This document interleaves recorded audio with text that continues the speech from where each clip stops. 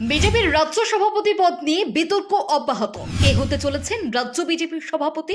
শুভেন্দু দিলীপ নাকি নতুন মুখ? এবার তা নিয়ে মুখ খুললেন সুকান্ত মজুমদার। কি জানালেন তিনি? জানুন বিস্তারিত। নতুন বছরে শুরু হবে বিজেপির সাংগঠনিক রদবদল। বুথ থেকে রাজ্য স্তরে আসবে নতুন নেতৃত্ব। তার আগে লোকসভা নির্বাচনে দলের ফল ও তার জেরে নতুন রাজ্য সভাপতিকে হতে পারেন তা নিয়ে তুমুল জল্পনা চলছে।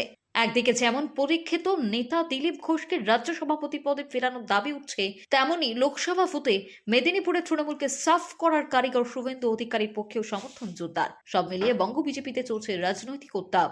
এই পরিস্থিতিতে এবার মুখ খুললেন সুকান্ত মজুমদার।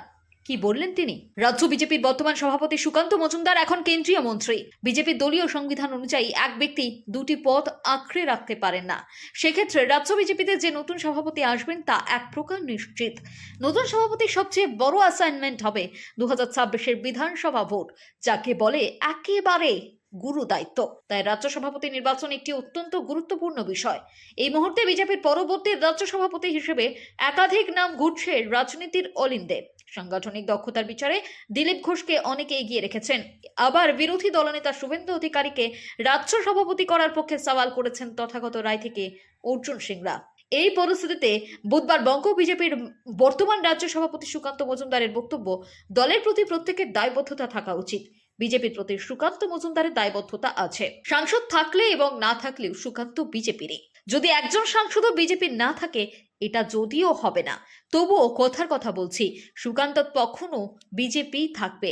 দলের প্রতি দায়বদ্ধতার কথা মনে করিয়ে দিয়ে সুকান্তর এই মন্তব্যের নিশানায় বিজেপির করা তা নিয়ে চর্চা শুরু হয়ে গিয়েছে পদ্ম শিবিরে। এখন প্রশ্ন উঠছে, বিজেপিরই কোনো নেতাকে সভাপতি পদের দায়িত্ব দেওয়া হবে, নাকি রাষ্ট্রীয় স্বয়ংসেবক সংঘ থেকে কাউকে আনা হবে, নাকি কোনো মহিলা মুখের উপরে আস্থা রাখবে পদ্ম শিবির? এর উত্তর অবশ্য সময় দেবে।